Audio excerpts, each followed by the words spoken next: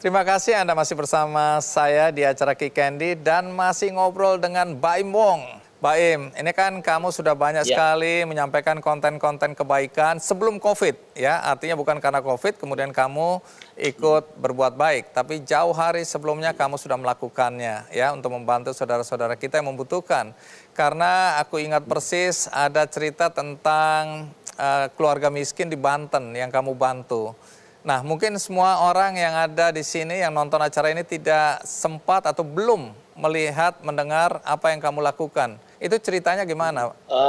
Kalau yang Banten itu sih agak menarik ya. Jadi saya itu ada acara suatu TV lah, acara TV. Saya jadi hostnya dan tiba-tiba kita datengin lah 2 keluarga itu. Saya agak kagetnya ketika maaf nih ya, dari TV-nya ngasihnya sedikit. Tiba-tiba saya malah kasihan sendiri dan akhirnya saya selipin dari saya. Dan tiba-tiba setelah saya pulang malah kepikiran lagi mereka. Saya itu kadang-kadang orangnya sangat sensitif sih gitu loh, maksudnya terlalu sensitif terkadang. Akhirnya saya balik lagi ke sana dengan bilang ya, karena yang satu keluarga itu dia pindah-pindah sudah sekitar 7 kali 8 kali. Dan kalau misalkan yang satu lagi itu dia rumahnya sudah nggak layak ya, nggak pakai keramik, pakai tanah liat segala. Terus habis itu kalau hujan bocor, bolong-bolong, saya kerasa kalau hujan aja sih pas itu beceknya minta ampun. Jadi saya ke sana lagi dan saya bilang sama dia, saya akan bangunin rumah ya buat kalian, saya bilang. Nah itu serunya itu, Mas Andi, itu adalah ketika saya mau pertama kali posting itu sebenarnya 2 tahun yang lalu. Iya, kenapa itu? Dan saya masih bergerumbul di kepala saya antara ini postingan akan ria atau enggak ya, saya bilang. Karena takutnya akan jadi riak gitu loh ininya semua, itu masih bergerumbul lah antara iya dan enggak. Akhirnya saya nggak tayangin. Saya nggak tayangin, yang akhirnya saya tetap bikin, saya beli tanahnya buat mereka, habis itu saya bangun, itu prosesnya agak lama ya, sekitar 2 tahunan. Nah jadi yang paling menarik itu ketika itu saya malah posting yang lain dan akhirnya itu positif lah semua komennya dan akhirnya saya berani untuk tayangin yang rumah itu. Akhirnya udah alhamdulillah baru 2 hari kemarin saya ke sana, nangis juga sih, bener nangis. Kenapa ngeliat mereka nangis? yang terima kasih banget teman. Nangis lah ngeliat mereka terima kasih dan mereka nggak kepikiran sama sekali punya rumah yang punya istilahnya atas nama mereka sendiri. Kenapa saya melakukan ini semua? Karena saya itu percaya gitu loh. Dan di sini juga ada, menurut agama saya di Quran juga dibilang kalau misalkan saya berpikir kalau keluarga itu melakukan kebaikan di rumah itu kayak sholat, memberi makan ke anaknya ataupun istirahat gimana, itu pahalanya sedikit akan ke kita. Jadi itu yang sangat saya percaya. Dan kenapa sampai sekarang saya juga gampang sekali untuk buatin orang apa atau enggak ngasih orang ini, karena saya tahu dari uang itu misalkan dia menjadi sesuatu pasti sedikit pahalanya akan ada ke saya. Sama seperti kita buat masjid ya, sama persis, itu cita-cita saya sih buat masjid dari dulu. Mau banget ketika saya misalkan sudah nggak ada di dunia ini, tapi tetap kita didoain sama orang-orang yang di masjid itu. Jadi saya sangat percaya dengan apa ada yang namanya akhirat, istilahnya pahala yang kita tabung, itu saya percaya banget, makanya saya ngelakuin ini semua. Nah, waktu bangun rumah 2 keluarga di Banten ini, uangnya uang Baim pribadi? Iya, uang saya pribadi, malah kaget. Kok mahal? Saya bilang, mana harus saya bilang nggak segitu waktu itu, masih ada di Bandung. Oke, baik, menarik sekali ya, karena harusnya kalau mau cuma sebagai pencitraan dan ini cuma program televisi, harusnya udah berakhir di situ. Tapi hati kecil tampaknya nggak bisa dibohongin ya, bahwa ada sesuatu yang mengganjal sebelum kita betul-betul membantu keluarga tersebut. Ini hal yang juga aku baru dengar dan menurut aku positif sekali Mbak Em. Terima kasih untuk itu. Nah, kalau aku dengarkan Mbak Em juga punya gerakan berbagi masker, bahkan puluhan juta masker. Nah, itu bisa cerita itu. Ada yang bilang banyak spekulasi malah yang ditonjolin kalau misalkan 15 miliar itu uang saya. Jadi terkadang bukannya maskernya gratisnya buat kita satu Indonesia yang digemborkan, tapi 15 miliar ya gitu loh. Dan Iya. saya juga mau bilang kalau misalkan saya haus ujian juga pasti saya akan diemin gitu ya.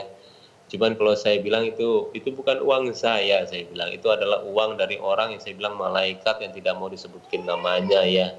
Sampai sekarang masih berjalan ya, alhamdulillah sudah sekitar 4-5 juta masker yang dibagiin, dan terkadang juga orang gratis juga masih istilahnya kita dibully. Mana nih maskernya? Kok nggak nyampe-nyampe, bohong ya. Saya kadang sedih benar. Kok kita ngelakuin semuanya dengan sukarela, yang nganter juga nggak dibayar, kita juga udah keluar uang, tapi kok masih diginiin ya. Terkadang juga sedih sih, cuman ya memang keadaannya seperti itu. Saya juga kadang-kadang juga ya sudah deh, cuman saya senangnya kenapa ini berjalan, saya mau emang COVID-19 ini selesai cepat ya, apalagi untuk Indonesia. Tapi dengan Amin. kita memakai masker keluar aja udah istilahnya membantu banget kok, malah bisa katanya memberhentikan dengan adanya wabah penyakit corona ini, benar. Dengan apa yang Mbak Em lakukan, bisakah sampaikan sesuatu kepada penonton Kick Andy? Karena tidak semua anak muda seusia Mbak Em ini sudah punya panggilan yang kuat untuk membantu sesama. Sama kok, sama dengan apa yang pernah dipertanyakan sama Nabi Muhammad dulu, kalau memang siapa orang paling pintar di dunia lah, siapa orang paling pintar, dan dia bilang orang yang mengingat kematian dalam 5 atau 6 kali dalam sehari. Dan apalagi kemarin itu ada 3 orang ya yang menurut saya itu sangat berpengaruh di kehidupan saya. Maksudnya Ashraf sudah meninggalkan kita tiba-tiba, habis itu ada Kobe Bryant yang di dunia, habis itu mama saya.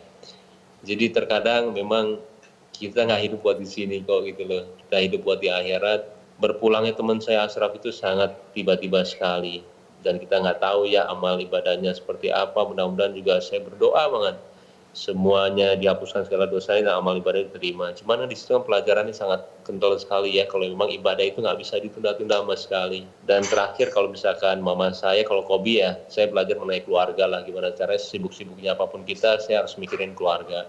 Tapi kalau mama, waduh, mama saya itu, saya mau meninggal seperti dia. Kenapa? Jadi Kenapa itu? benar-benar di keadaan. Saya ingat banget ketika saya masuk ke yang kuburnya itu, saya bertiga sama kakak saya. Tiba-tiba pas disuruh azan itu, tiba-tiba saya disuruh azan. Dan saya baru tahu kalau di situ itu nggak boleh nangis. Saya kaget, waduh, sedangkan kita harus azan di sebelah kupingnya mama. Saya udah pikiran pasti nangis ini, saya nggak mungkin enggak. Cuman kata orang jangan nangis ya, karena nggak boleh, Pak Mali. Akhirnya ya udah saya azan, dan nggak ada perasaan mau nangis sedikit pun di situ. Dan yang bikin seperti itu adalah ibu saya. Saya nggak pernah ngerasa dari awal dia meninggal, menghembuskan nafas terakhir itu, nggak pernah saya itu nangis, walaupun saya mau banget nangis. Sama seperti papa saya. Dan dia seperti kayak mama saya itu mempercayakan diri saya sekarang. Mama itu ada di tempat yang indah, Mbak Im, jangan dinangisin.